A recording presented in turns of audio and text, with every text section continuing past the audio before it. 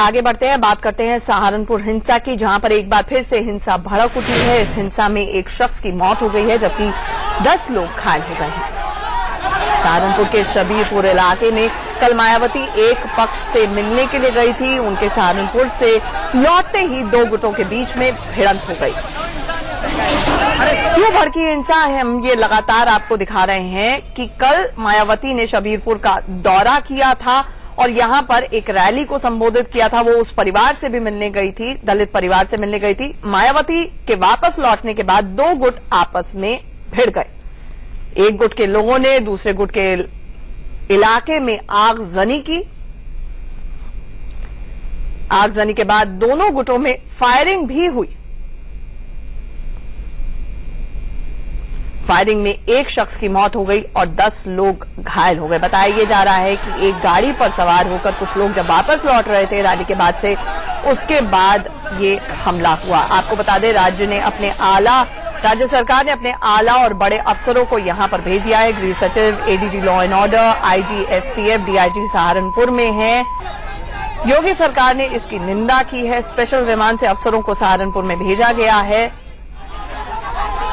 और साथ ही साथ गाजियाबाद, मेरठ, अलीगढ़, आगरा से पीएसी के कमांडेंट्स भी सहारनपुर जा रहे हैं। पिछले 3 हफ्ते से लगातार यहां पर रुक रुककर हिंसा की वारदातें हो रही हैं। पीएसी और एसटीएफ की टीम भी गांव में इस वक्त कैंप कर रही है। मरने वालों के परिजनों को 15 लाख मुआवजे का ऐलान योगी सरकार ने कर दिया है।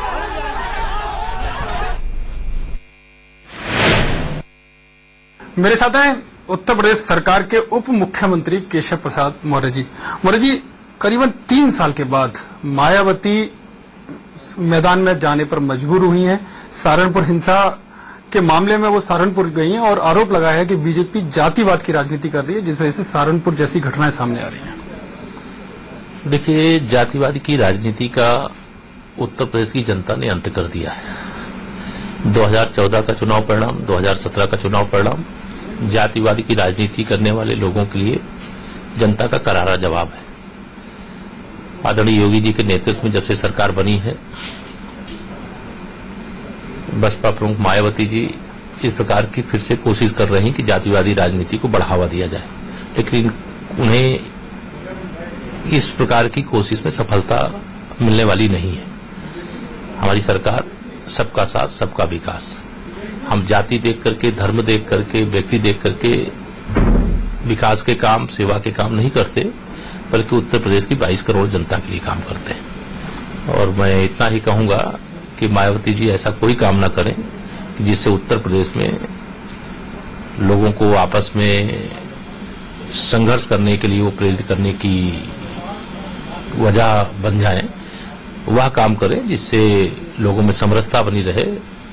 भड़काने वाला कोई काम ना करे बहन जी, इतना मैं कहना चाहूंगा। बहुत बहुत धन्यवाद। ये हैं उप मुख्यमंत्री केशव प्रसाद मौर्य जी, जिनका साफ तौर पर कहना है कि मायावती लोगों का दुख दर्द जरूर समझे, लेकिन भावनाओं को भड़काने का काम न करें, कानून के साथ खिलवाड़ न करें। कैमरामैन मुस्तफा के साथ यतेश शर्मा, इंडिया न्यूज, लखनऊ। और सरकार की तरफ से शांति की अपील की गई है, लेकिन हम अपनी टेलीविजन स्क्रीन पर 4 तस्वीरें आपको दिखा रहे हैं। किस तरह से सहारनपुर में एक बार फिर से हिंसा भड़की है। एक शख्स की मौत हो गई है, 11 लोग जख्मी हैं।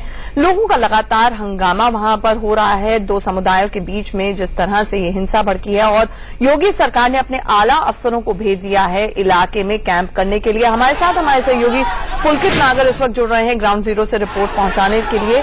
सबसे पहले आला अफसरों को यहां पर भेजा गया है पुलकित, तो कब तक ये लोग कैंप करेंगे? और दूसरी बात ये, क्योंकि इस जो ताजा भड़की है हिंसा, इसको मायावती के दौरे से जोड़कर देखा जा रहा है, तो क्या इस तरह की भी कवायद हो सकती है सरकार की तरफ से कि यहां पर नेताओं के आने जाने पर ही कुछ समय के लिए रोक लगा दी जाए?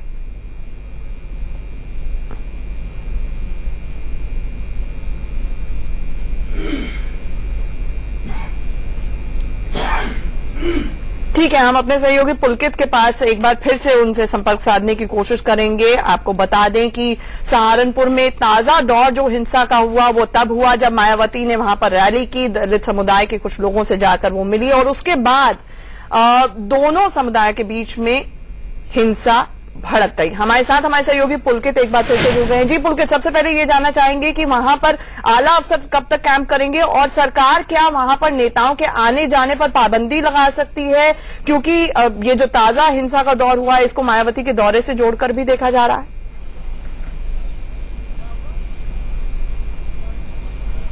बिल्कुल, अब सरकार की तरफ से कहा जा रहा है कि अब किसी नेता को यहाँ पे अभी इजाजत नहीं दी जाएगी जब तक माहौल बुरी तरीके से ठीक नहीं हो जाता है। लेकिन एक बड़ी लापरवाही पुलिस की तरफ से भी देखी गई कि जब मायावती यहाँ पहुंच रही थी और सहारनपुर में लगातार ऐसी खबरें आ रही थी कि दोनों दलों में अभी तक कोई समझौता नहीं है, दोनों दल कहीं ना कहीं झुलस रहे हैं इस पूरे मामले को लेकर, तो भी जो लोकल यूनिट थी उसी तरफ से जानकारी नहीं आई कि किस तरीके से तैयारी की गई है और किस तरीके से हमला हो सकता है दोबारा। और यही हुआ कि मायावती की रैली के तुरंत बाद ये घटना देखने को मिली। चंदबान भी हमारे साथ हैं। चंदबान, जब पुलिस वहां पर तैनात थी तो उस वक्त भी ऐसी छुटपुट की घटनाएं हुई थी जिसके बाद में ये घटना बड़ी होती चली गई। जी बिल्कुल, क्योंकि उस समय वहां पे पुलिस वहां पे तैनात थी और जो पुलिस के होते हुए भी ये सब होता रहा।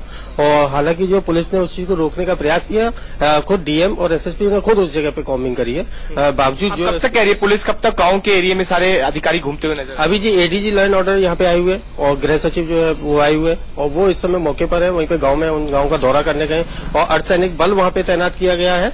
और अभी जो हमारे पास जो सूचना आई है कि 2 घायलों की सूचना जरूर आई है सुबह, तो वो घायल है जो जिला अस्पताल में इस समय उनको भर्ती कराया गया। एक चीज मैं और बता दूं, आईजी एसटीएफ को यहाँ पे बुलाया गया अमिताभ है और जो पहले यहाँ पे सहारनपुर में एसएसपी रह चुके हैं, तो यानी कि कोशिश ये भी की जा रही है उन अधिकारियों को भेजने की जिनकी जानकारी सहारनपुर से लेकर जुड़ी हुई है। जी अच्छा जी बिल्कुल पुलकित, आप नजर बनाए रखिए, हम फिर से आपके पास अपडेट के लिए लौटेंगे। फिलहाल शुक्रिया। एक छोटे से ब्रेक के लिए यहाँ पर रुक रहे हैं, खबरों का सिलसिला जारी है।